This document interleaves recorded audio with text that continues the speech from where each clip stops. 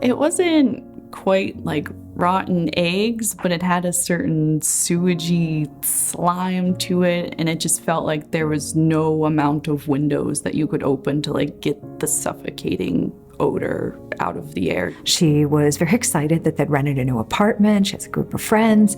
They moved in and they notice a really horrible odor and they can't figure out what's going on, and they track it to a closet and they pulled some material out and they see mold, and it turns out it is everywhere. We had just signed a lease, the house was still being worked on, and I came home the one day and my roommate was crying, saying we'd have to move out of the house and there was a really weird odor. So I go downstairs and there was wall panels that they had cut out in our kitchen, and there was what looked like black mold on the back of it. And so needless to say, after that, we knew we needed to find a new place to live. Mold is a threat to children's health and also to adults' health.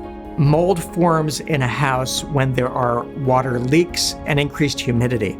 It can form behind walls, in crawl spaces, in attics, in places that people may not recognize that mold is developing. People ought to focus on moisture, not mold, because you can clean until kingdom come, and as long as you don't get rid of the conditions in which that mold will grow, you will continue to have that problem recur. Fixing roof leaks, fixing leaks in windows and basements and crawl spaces can help keep water out of the house and prevent mold from developing. So I'm a BPI, or Building Performance Institute certified energy assessor.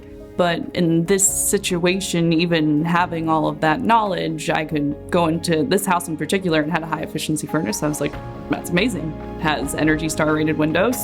Bonus, that's great. But there was fresh drywall up, so I had no inkling really that there was anything particular going on behind the walls. We're so far ahead of where we were 20 years ago with information and phones and the internet, and yet when it comes to our public entities, we have not invested the resources to empower them to help us as citizens know what we are getting into. And you should know if there was a prior mold problem, which technically they have to disclose. So we think the pathway to fix that is what's called a rental registry. And in a number of municipalities in this county, there are a registry for landlords to register their apartment, and there's usually an inspection to make sure that it's safe and habitable and clean.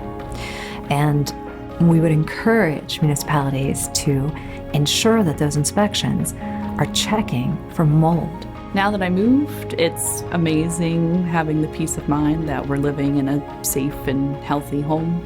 And that's something that I just wish everyone, whether they're renting or owning, could also experience.